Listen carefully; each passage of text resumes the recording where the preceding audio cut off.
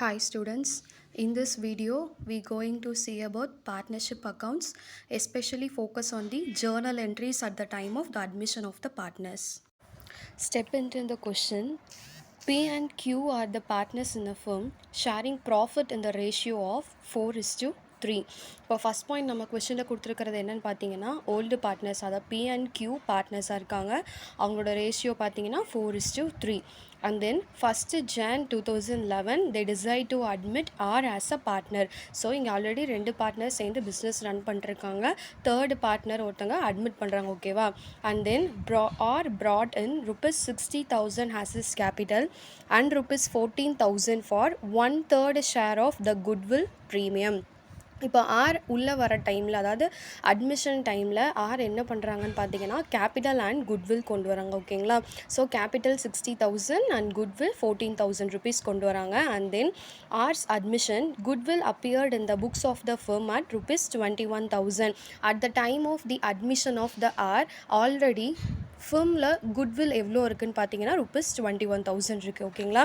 And then record the necessary journal entries in the firm books on R's admission and also ascertain the new profit sharing ratio and sacrificing ratio. இப்போ இந்த கொஸ்டினில் நம்ம என்னென்ன find out பண்ணுறோம் அப்படின்னு பார்த்தீங்கன்னா new profit sharing ratio, sacrificing ratio and தென் நம்ம Journal என்ட்ரிஸ்குள்ளே போகிறோம். நமக்கு ஈஸியாக இப்போ ஒரு நோட்ஸ் எடுத்துக்கலாம். PQ ஓல்டு பார்ட்னர், அவங்களோட ஓல்டு ரேஷியோ 4:3. ஆர் நியூ பார்ட்னராக உள்ளே வராரு, அவங்களோட கான்ட்ரிபியூட் கேபிட்டல் 60,000, குட்வில் 14,000. தென் ஆர் அட்மிட் ஆகிற டைமில் ஆல்ரெடி ஃபிம் குட்வில்ல எவ்வளோ இருக்குன்னா rupees 21,000. தென் ஆர்ஸ் ஷேர் பார்த்தோன்னா 1/3 ஷேர். இப்போ சொல்யூஷன் பார்த்தலாம். ஃபஸ்ட்டு நம்ம ஃபைண்ட் அவுட் பண்ண வேண்டியது new profit sharing ratio and then sacrificing ratio, ஓகேங்களா? இப்போது நியூ ப்ராஃபிட் ஷேரிங் ரேஷியோக்கு நம்ம எப்பொழுதும் போல் total profit of the firm assume பண்ணிக்கலாம் 1 and then our share 1/3, ஓகேங்களா? ஸோ இப்போ ரிமைனிங் ஷேர் ஃபஸ்ட் நம்ம ஃபைண்ட் அவுட் பண்ண போகிறோம். So total profit 1 minus R share 1/3 minus பண்ணோம் அப்படின்னா நமக்கு ஆன்சர் 3 மைனஸ் 1/3 கிடைக்கும். ஸோ ஃபைனல் ஆன்சர் நமக்கு ரிமைண்டியர் ஷேர் எவ்வளோ 2/3.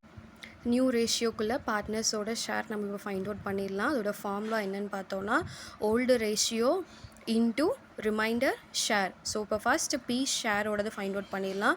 4/7 into 2/3. Then the answer is 8 divided by 21. And then Q share 3/7 into 2/3. Multiply பண்ணோன்னா நமக்கு 6/21 கிடைக்கும். அண்ட் தென் பார்ட்னர் ஆரோட ஷேர் ஃபைண்ட் அவுட் பண்ணிடலாம். 1/3 into 7/7. So the final answer is 7/21.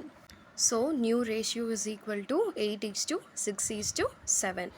இப்போ sacrificing ரேஷியோக்குள்ளே போயிடலாம். சாக்ரிஃபைசிங் ரேஷியோவோட formula old ratio minus new ratio. P and Qவோட சாக்ரிஃபைசிங் ரேஷியோ இப்போ நம்ம ஃபைண்ட் அவுட் பண்ண போகிறோம்.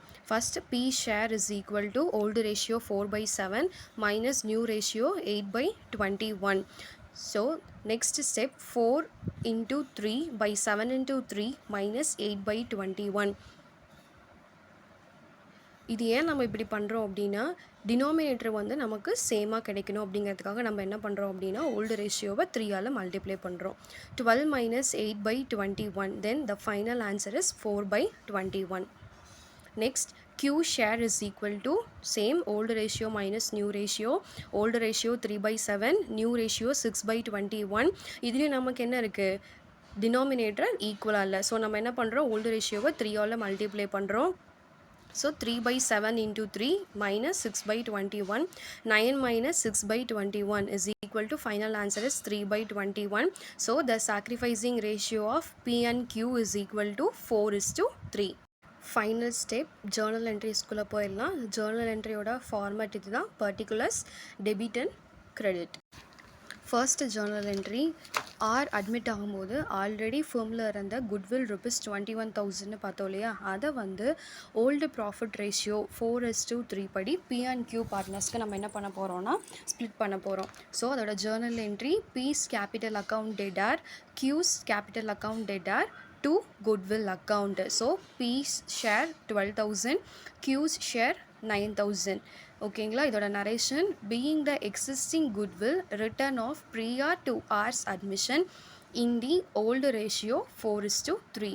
இதோட calculation பார்த்தோன்னா 21,000 total amount goodwill ஓடது, பியோட ஷேர் 4/7, கியூவோட ஷேர் 3/7. ஓகேங்களா? ஸோ 21,000 இன்ட்டு 4/7 நம்ம கால்குலேட் பண்ணோம்னா 12,000 கிடைக்கும். அண்ட் தென் 21,000 இன்ட்டு 3/7 கால்குலேட் பண்ணால் நமக்கு அதோட அமௌண்ட் கிடச்சிரும் 9,000. Then second journal entry R admit ஆகும்போது கேபிட்டல் அண்ட் குட்வில் ரெண்டு கொண்டு வராங்க இல்லையா? ஸோ அதுக்கு ஜேர்னல் என்ட்ரி நம்ம பாஸ் பண்ண போகிறோம். Cash account debtor to R's capital account to goodwill account.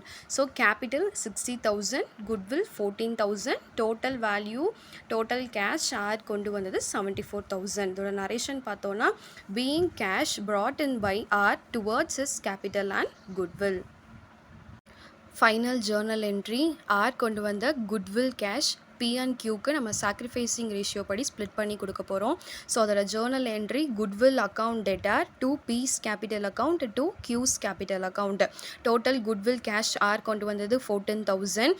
So B and கியூக்கு நம்ம அதை சாக்ரிஃபைசிங் ரேஷியோ படி ஸ்ப்ளிட் பண்ணோம் அப்படின்னா பிக்கு 8,000 அண்ட் தென் கியூக்கு 6,000. இதோட narration being goodwill premium paid by R shared between P and Q in their sacrificing ratio of 4:3. இதோட கேல்குலேஷன் இப்போ பார்த்துடலாம்.